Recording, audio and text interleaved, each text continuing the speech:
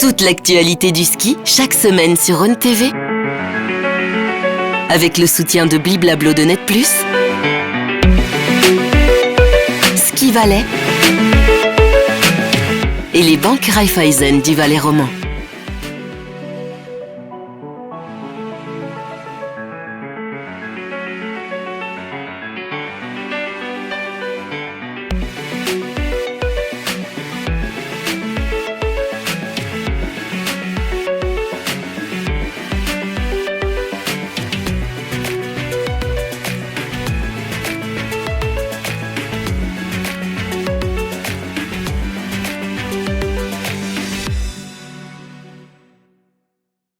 Bonsoir à toutes et à tous, on est ravis de vous retrouver dans cette nouvelle émission de l'après-ski alors que les championnats du monde battent leur plein. Et qui de mieux pour en parler qu'un ancien médaillé argenté à Garmisch-Partenkirchen en géant, Cyprien Richard. Salut Cyprien. Salut, bonsoir à tous. Et l'un de ses anciens protégés, le skieur d'Arba, Christophe Torrent. Salut Christophe. Salut tout le monde. Avec vous, on va parler des courses de Coupe d'Europe de Crans-Montana qui se déroulent cette semaine. Mais avant tout, chose promise, chose due, on se rend à Svalbard pour les championnats du monde de ski alpin qui battent leur plein et les nombreuses médailles fêtées par les Suisses. Bon, mais on va commencer par ce qui fâche peut-être un peu, c'est les courses féminines. Pas de médailles pour nos athlètes en vitesse. Cyprien, il y a une grosse déception. On pensait voir Lara Gut-Berami arracher une médaille au moins en descente ou en super G.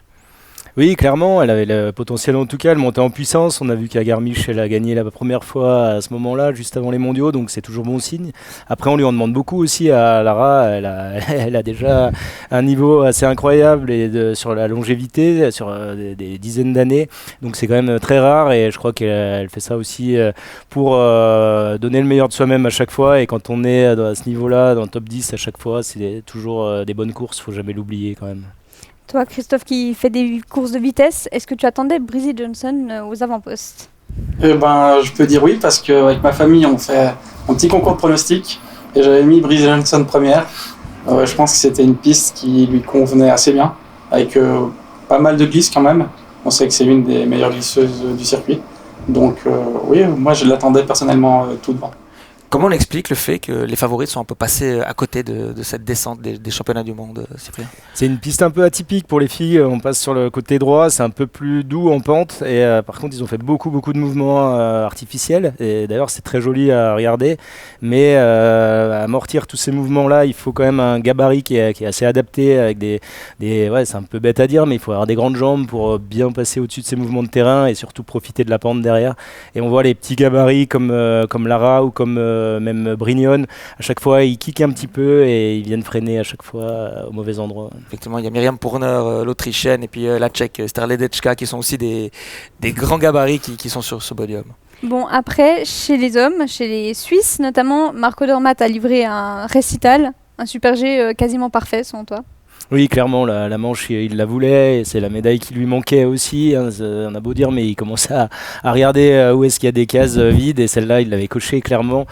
Sa première course des mondiaux, il est arrivé à 100%, il a fait une manche magnifique. Ouais, ses appuis étaient vraiment solides, glissés, et une vitesse du haut en bas. Il y a Alexis Monet il a quand même bien concurrencé, hein, en regardant le tableau. Je pense qu'il était largement deuxième au dernier inter avant de sortir, mais Odermatt était clairement au-dessus du lot et c'est chapeau à lui. Ouais. Christophe, c'est fou de se dire qu'il a pratiquement plié le game, Marco Odermatt, à même pas 30 ans. Il lui reste la descente de Kitzbühel et la descente olympique. Ouais, c'est vraiment un truc de fou parce que en fait, ça fait tellement longtemps qu'il est au sommet qu'on a l'impression qu'il est déjà âgé. Mais en fait, il est encore plutôt jeune pour les disciplines de vitesse. Et comme tu l'as dit, il a presque déjà tout gagné. Toi, tu as vibré évidemment, je pense, devant cette descente, devant les potes, Alexis Monet et le plus welsh des Suisses allemands, Franjo von Allmen.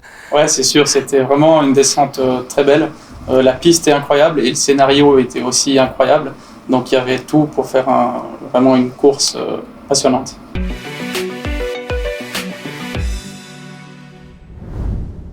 On se rend directement à Svalbard. On retrouve Laurent et Grégory, les Roland du ski. Vous êtes en compagnie d'un Valaisan qui peut faire une ou deux, voire même 3 médailles en cette fin de semaine. Salut Marine, salut Johan. On est au dehors, il fait chaud à Svalbard aujourd'hui, les températures se réchauffent, les nuages aussi arrivent un petit peu. On a vécu une semaine première semaine de folie. On a la chance aujourd'hui d'être avec l'un des héros, on l'espère, de cette deuxième semaine, Loïc Meillard. Salut. Hello.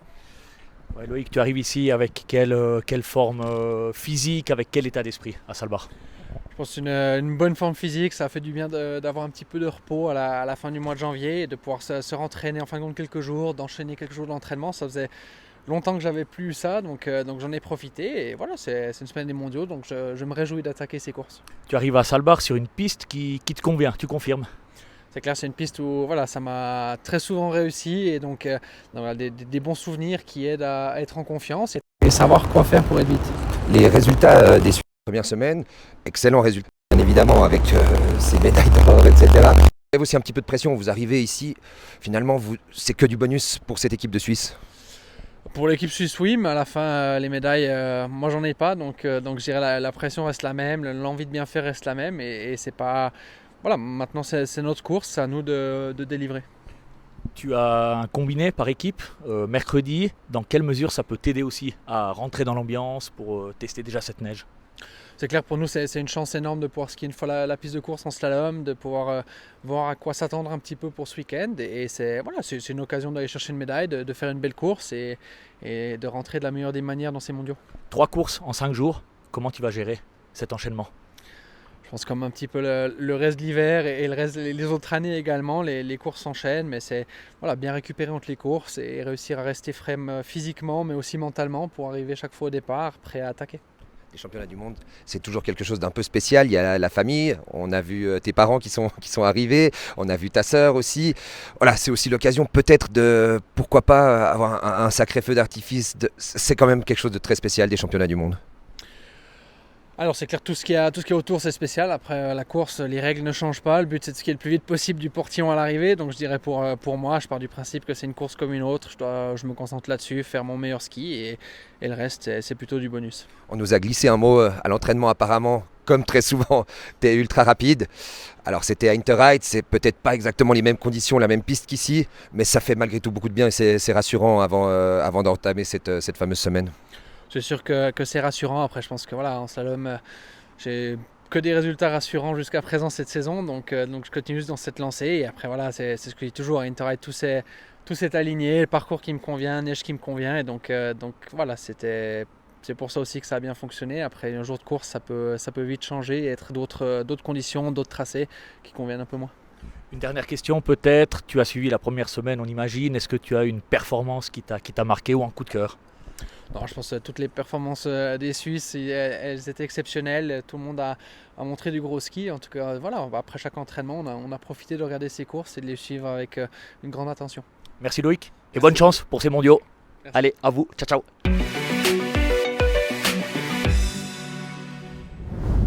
Allez, on va faire un saut de 14 ans en arrière. On part à Garmisch au championnat du monde de 2011. Christophe, est-ce que tu connais ces 3 hommes sur le podium? Ted Ligeti, Cyprien Richard, et puis le troisième, je suis pas sûr, mais je dirais Churgoffet. Ouais, bien joué, bien vu. Exactement. Cyprien, quel souvenir tu gardes de ce titre de vice-champion du monde à Garmisch derrière Ted Ligeti? Ouais, c'est un des plus grands jours moi de ma petite carrière. Hein. J'ai pas eu l'occasion de monter très souvent sur des podiums, j'en ai fait 5, mais j'en ai fait un aux mondiaux et ça reste un souvenir marquant. J'arrivais en confiance, je venais de faire la deuxième Alta Badia avec une grosse erreur, sinon j'étais en tête à tous les inters. Je gagne à Delboden et j'arrive là-bas en étant deuxième au classement mondial, donc j'avais vraiment à cœur de concrétiser et puis j'ai réussi à le faire et sur le coup j'étais hyper heureux parce que j'avais un peu raté ma première, j'étais à 76 centièmes je crois et je fais une énorme deuxe et j'arrive avec l'avant, je dis là ça va faire et je vois Ligeti qui me bat pour 8 centièmes et j'étais encore que 4ème au pire, donc je me suis dit ah non je veux pas faire 4, j'aurais pas 50 occasions et puis non ça a fini 2 donc c'était cool quoi. On parle de centièmes comme pour Alexis Monet dimanche lors de la descente. Ces centièmes on y pense toute sa vie, est-ce que ça aurait changé quelque chose ou pas? Non, franchement, après, tu peux tellement rien. Moi, c'était 8 centièmes. Lui, à Kitzbühel, c'est pareil, je crois, c'est 8 centièmes. Ça peut effectivement. Je lui souhaite qu'il ait plein d'autres occasions de gagner Kitzbühel parce que c'est unique, mais après, c'est une belle bagarre et je crois que c'est quoi qu'il arrive, des résultats qui sont mérités et qui ont de la signification. Après, tu peux recogiter, dire il y a 1000 façons de gagner 8 centièmes, mais il y a aussi 1000 façons de les perdre, donc c'est pas un calcul à faire. Christophe, tu avais trouvé les 3 hommes sur le podium. Tu avais regardé la course à l'époque, tu te rappelles? Franchement, j'ai plus trop de souvenirs de cette course. Cyprien, il est un peu trop vieux, j'étais peut-être pas encore né. C'était l'époque des dinosaures. On se marrait bien. Il y a 14 ans. C'est quel athlète qui te faisait rêver quand tu étais plus jeune? Non, moi, mon grand idole, c'était Didier Cuche. Dès mon plus jeune âge, j'étais vraiment attiré par la vitesse. Je regardais, par exemple, Kitzbühel, c'était une course que je voulais absolument pas rater, même quand j'avais 6-7 ans. Et du coup, Didier Cuche, c'était vraiment la personne l'athlète que j'appréciais. Et puis, j'avais aussi un petit penchant pour Bode Miller. Cyprien, tu as eu 4 podiums en Coupe du Monde, dont une victoire à Adelboden. Quel est ton meilleur souvenir sur le cirque blanc?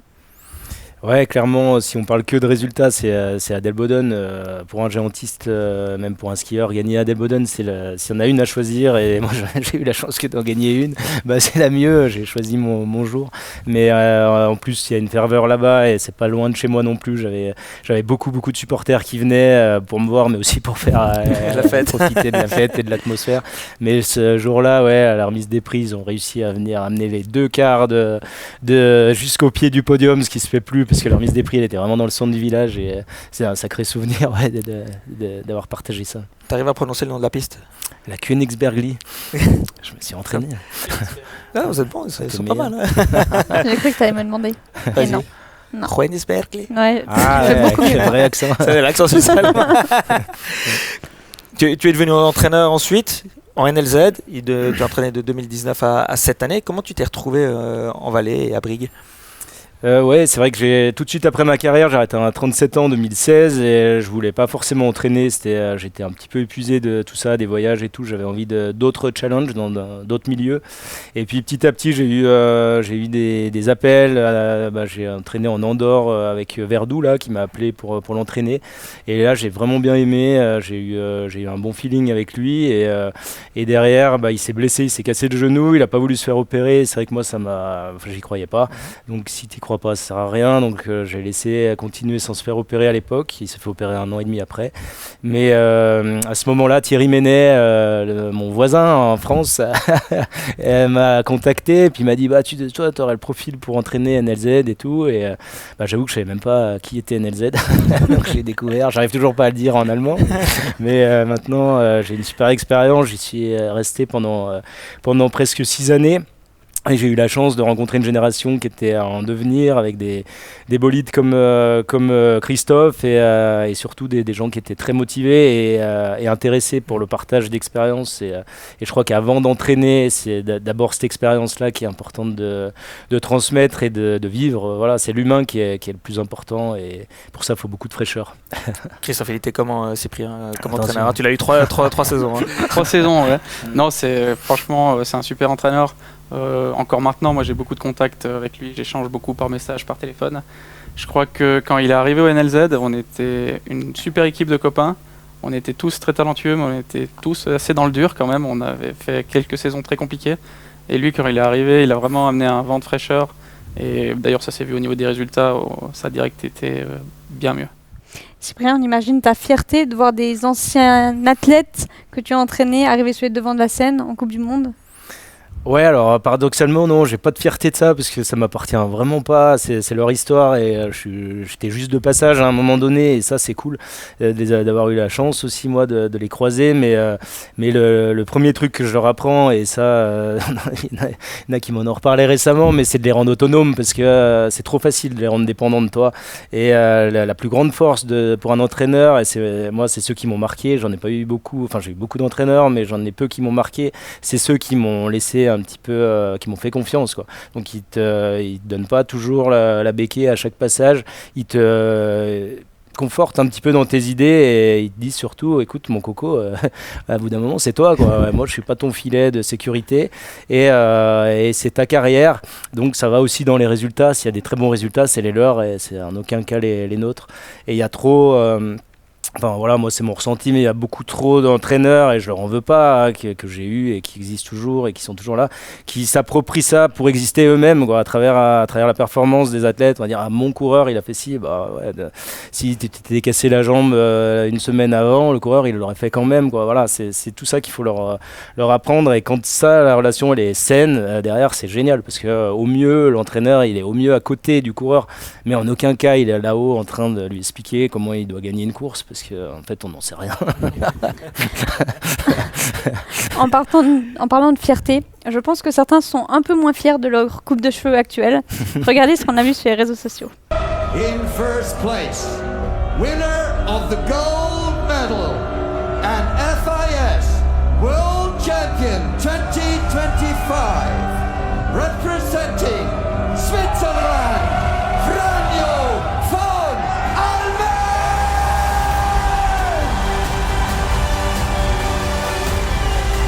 Ils sont beaux, l'équipe, toute équipe de Suisse avec le staff et athlètes compris. Cyprien, tu avais aussi fait un pari du genre quand tu as été médaillé mondial ou tu avais gagné mais à ça reste Delboden. secret ça. Ça reste secret, allez. C'était pas aussi voyant. Mais ouais, non, ça prouve la bonne ambiance d'équipe, parce que pour faire ça, surtout qu'on voit Odermatt là, lui qui a pas la médaille ce jour, mais il est aussi content que les autres, et il a rasé les cheveux un jour où il a pas gagné, et ça veut dire beaucoup. Christophe, avec les copains, vous seriez capable de faire un peu du genre? Ouais, je crois qu'on est tout autant fous. Ouais. Après, c'est vrai que ce que j'ai trouvé super, c'est que même les entraîneurs, enfin tout le monde y est passé. Et c'est vrai que ça, c'est une belle image.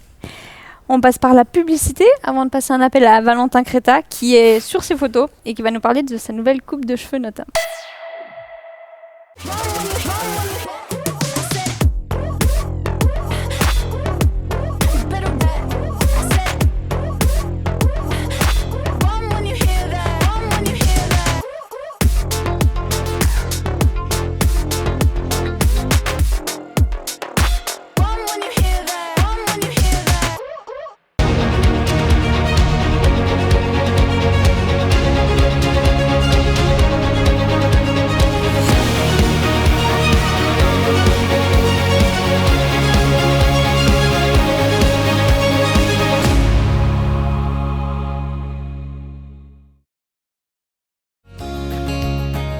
Vivez local, banquet local.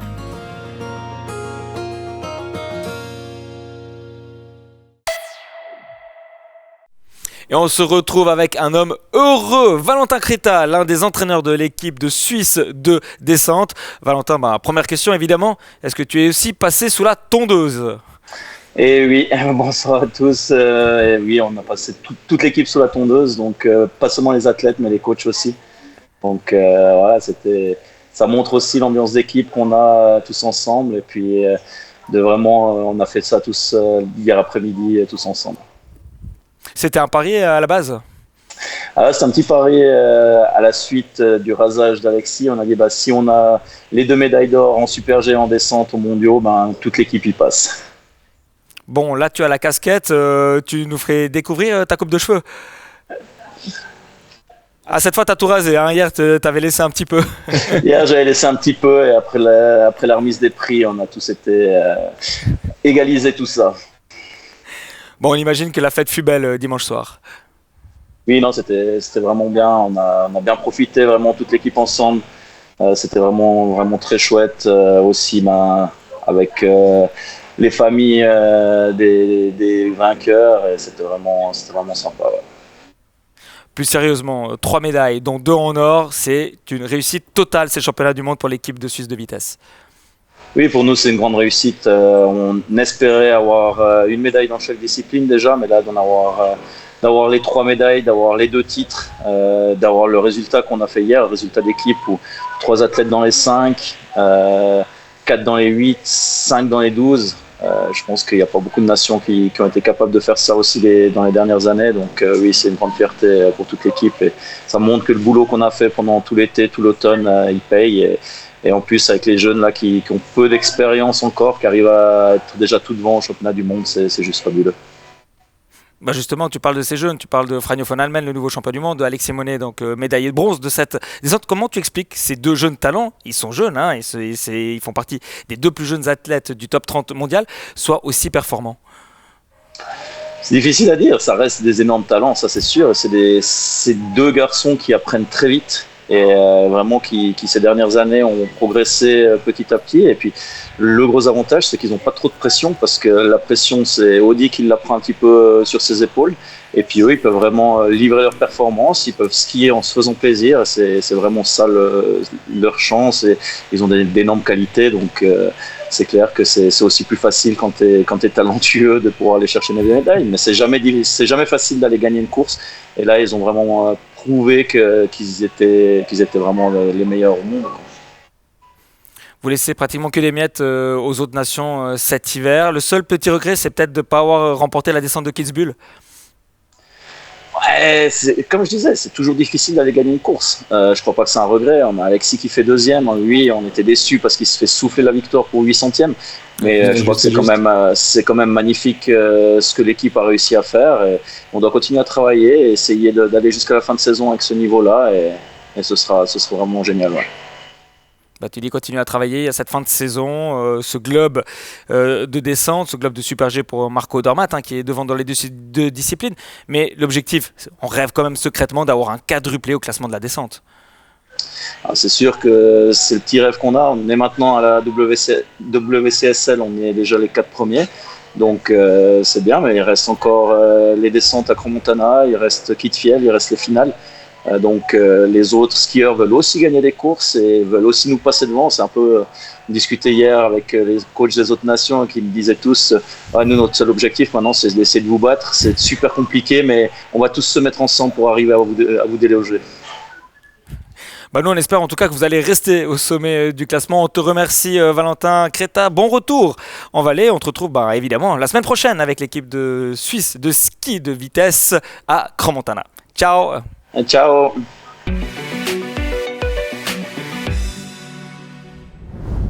Christophe, toi tu es déjà à Crans-Montana cette semaine pour les courses de Coupe d'Europe. Avant de commencer cet entretien, tout le monde aimerait savoir pourquoi tu t'appelles CC la Terreur sur les réseaux sociaux. Alors ça c'est une vieille et une longue histoire. Je crois qu'à la base ça a commencé quand j'ai voulu faire Snapchat, donc quand j'étais très jeune.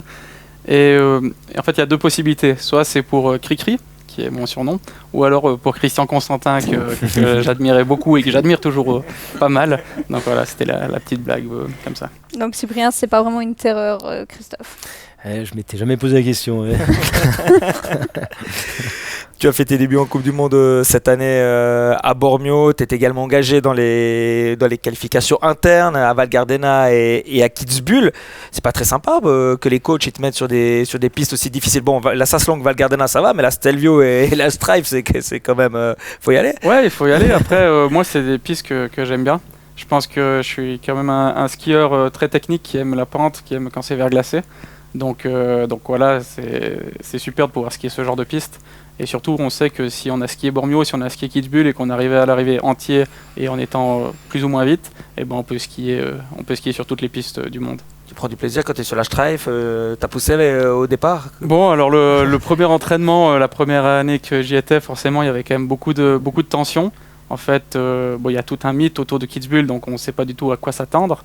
Et puis en fait, direct après le premier entraînement, je me suis dit oui, alors c'est engagé, c'est dur, mais en fait je suis capable de faire ça, je m'entraîne depuis 20 ans pour ça, donc j'ai remarqué que c'était clairement dans mes cordes. Et puis je pense que les autres manches ensuite, j'ai quand même réussi à prendre du plaisir malgré l'exigence. Il y a une constante, sur toutes les photos prises, tu tires la langue, t'as la langue dehors. Alors ça c'est moi. Il est affamé.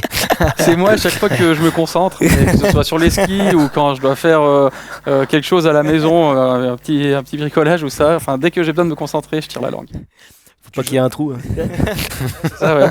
Ma maman, en plus, des fois, elle a souvent peur qu'elle voit les photos parce qu'elle me dit toujours un jour tu vas te mordre la langue. Il va falloir aller aux urgences.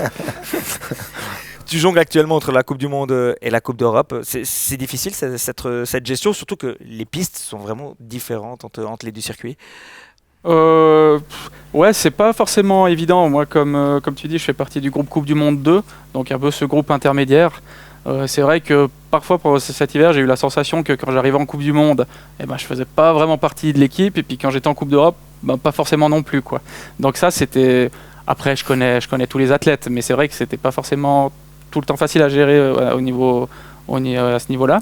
Après, ce qui est super, c'est de pouvoir faire son expérience sur les pistes de Coupe du Monde. Donc moi, la priorité, ça reste quand même les Coupes d'Europe. C'est d'essayer de jouer tout devant en Coupe d'Europe. Et puis le jour où je serai vraiment installé en Coupe du Monde, j'aurai déjà fait ma petite expérience sur certaines pistes. Et puis ça, c'est indéniable. Malheureusement, tu es sorti ce lundi lors du Super G à Crans-Montana. Comment tu apprêtes ces prochaines descentes qui arrivent ces prochains jours ? Le Super G, effectivement, j'ai abandonné. Enfin, j'ai eu une petite faute de ligne sur une bosse. Je pense que j'étais vraiment très bien parti. C'était vraiment du bon ski. Donc ça, je retiens ça, je retiens le positif. Après, les descentes, c'est une très belle piste pour la Coupe d'Europe. C'est une piste de Coupe du Monde finalement, donc c'est vraiment une piste qu'on n'a pas souvent l'habitude d'avoir en Coupe d'Europe, où souvent on a des pistes qui sont un peu plus plates, un peu plus faciles. Donc je me réjouis vraiment de cette semaine, et puis je vais essayer de tirer mon épingle du jeu en tirant des belles courbes comme je sais le faire. Cyprien, il y a eu beaucoup d'éliminations lors de ce Super G. C'est une piste qui est exigeante, difficile aussi pour les hommes. Oui, clairement, surtout la partie haute, là, elle est assez engagée. Il y a un beau dévers pied droit, la cassure.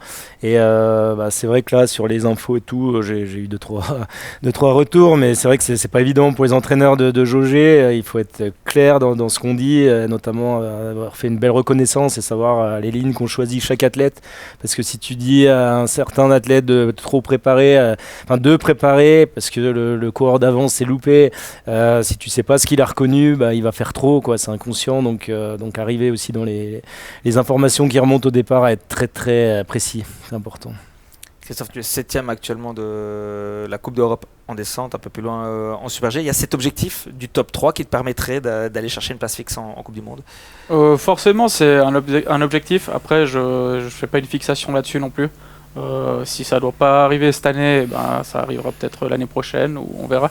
Je pense que c'est déjà super de pouvoir jouer tout devant en Coupe d'Europe, d'arriver au milieu de la saison, puis d'avoir encore la possibilité de jouer cette place fixe, c'est déjà génial. Je pense qu'il y a quelques années, il y a 2-3 ans, Cyprien peut le dire aussi, j'étais à des années-lumière d'être à ce niveau. Donc voilà, j'ai ça dans un coin de ma tête, mais j'en fais pas une fixation. C'est pas une frustration d'arriver au moment où il y a une grosse génération suisse qui brille, les places sont limitées en Coupe du Monde, et tu es obligé en fait de passer par cette Coupe d'Europe pour gagner ta place? Frustrant, non, parce que je pense qu'on se sert, le résultat des coéquipiers, ça aide aussi à être performant, parce que je dis souvent, je prends l'exemple, quand je finis 10e en Coupe d'Europe, souvent je suis 6-7e Suisse, donc je vais pas me contenter de ce résultat. Le lendemain, j'ai forcément envie d'aller encore plus vite, et c'est ce qui permet, ça tire tout le monde vers le haut. Après, ce qui est un peu frustrant, c'est des fois, c'est clair, on voit des athlètes d'autres nations qui sont pas forcément meilleurs que nous, qui ont eu la possibilité d'aller en Coupe du Monde parce qu'il y avait un peu moins de concurrence, puis qui sont gentiment en train de faire leur petit bonhomme de chemin en Coupe du Monde. Mais il faut rester droit dans ses bottes. On sait que en Suisse, il y a énormément de densité, mais il y a énormément de densité aussi parce qu'on a des qualités d'entraînement, on a des entraînements avec des conditions incroyables. Donc c'est pour ça qu'aussi on est autant bon et autant nombreux. T'es pas prêt de prendre la nationalité liechtensteinoise peut-être pour être sûr d'être en Coupe du Monde? Non, je suis trop fier d'être suisse. Et valaisan. Ouais, exactement. Cyprien, si tu devais comparer Christophe à un athlète dans son style, avec qui tu ferais une comparaison? Ouais, il est incomparable. J'aime bien dire qu'il a son chemin, et justement, quand on veut les mettre dans des cases ou leur dire qu'il faut qu'ils skient comme un tel ou un tel, c'est pas bon. Si Dermatt, sur la photo qu'on voit, on avait dit sans avoir les chronos, tout ça, juste en étudiant techniquement ce passage-là ou ces courbes, on se dit mais lui il taille jamais, il est loin du pied. Et puis quand on voit les chronos, on dit c'est le meilleur du monde, et donc c'est vachement subjectif, et je crois qu'il faut aller dans son style et encourager les jeunes à aller dans leur style et à créer eux leur chemin. Et les autres, après, essayent d'imiter ça et ils n'y arriveront jamais parce que c'est pas leur style à eux. Donc c'est là-dessus qu'il faut aller. Et son chemin, c'est pas celui d'Alexis, c'est pas celui de Franjo. C'est un peu plus laborieux sur son histoire, ses blessures. Attention, quand on s'est cassé des genoux, on voit même là avec des meilleurs du monde comme Schwarz ou comme Pinturo qui s'étaient jamais cassés avant. Ils arrivent là derrière et on n'entend parler que de ça pendant 1 année et demie. Pourtant, c'est des meilleurs skieurs du monde. Donc attention à rester bien calme avec le profil de chacun. Et qu'on gagne à 30 ans ou à 20, c'est 100 points pareil, mais sauf qu'à 30 ans, tu sais pourquoi tu as gagné. J'aime bien dire ça. On va finir cet entretien par les questions du tac au tac. Est-ce que Christophe, tu es prêt? Si tu dois déménager, c'est plutôt à Ayen ou à Savièse? Ça, c'est pas... Je sais pas si je vais rester à Rabat, je crois. Un joker, c'est la seule. Plutôt Goran Obradovic ou Léo Messi? Goran Obradovic. Pétanque ou golf? Pétanque. Super G ou descente? Super G. Bob Marcel ou casque combi? Casque combi, carrément. Et la dernière question que Johan, tu as Oui, tout à caché. fait. Je te laisse mettre play.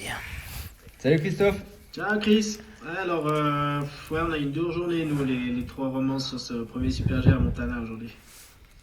J'ai entendu parler que toi, t'avais un gourou. Est-ce que tu pourrais nous en parler un peu plus et puis nous donner quelques tips qu'il te donne quand il y a des journées comme ça, pas faciles?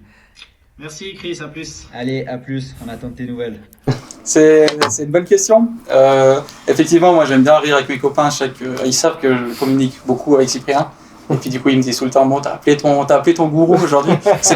C'est pas vraiment mon gourou, mais c'est vrai que Cyprien, comme j'ai dit plus tôt dans l'émission, on échange beaucoup par message. Et du coup, voilà, aujourd'hui, je lui ai pas encore demandé de tips ou sur ce qui s'est passé pour les Welsh dans la journée, mais après l'émission, on va en discuter, comme ça, je vais pouvoir leur donner 2-3 infos quand je remonterai à l'hôtel. C'est important pour toi de garder contact avec tes anciens athlètes? Ouais, après je sollicite pas. Vraiment, comme j'ai dit tout à l'heure, je pense s'ils m'appellent pas, c'est que tout va bien et je m'en vexe pas du tout. Au contraire, voilà, c'est chacun fait aussi comme il veut. Mais par contre, s'ils sollicitent, oui, je serai toujours là, clairement. Ouais. L'émission touche déjà à sa fin. Christophe, merci. On rappelle que tu es en lice sur les courses de Coupe d'Europe mercredi et jeudi à Crans-Montana. Ton fans club sera présent pour une raclette, c'est juste? Pour la course d'abord et après pour la raclette. Merci également Cyprien, tu seras également à Crans-Montana. J'ai pas prévu, mais si elle a la raclette, peut-être que de toute façon. On se quitte en musique avec une chanson choisie par Christophe, Paul McBonvin. Le chant de l'aigle, évidemment, on reste à Arbazien jusqu'au bout. Et vous, à la maison, n'oubliez pas la tournée en piste du Nouvelliste qui se retrouvera ce samedi au Crozet, mais aussi de regarder les courses des championnats du monde auxquels on reviendra la semaine prochaine. On vous souhaite une bonne soirée, bye bye. Ciao. Pour défier les soldats bleus qui cernent la Mesa, il chante et danse autour du feu en agitant ses bras comme un oiseau de proie. Toute l'actualité du ski, chaque semaine sur Rhône TV. Avec le soutien de Bliblablo de Net+, Ski Valais et les banques Raiffeisen du Valais roman.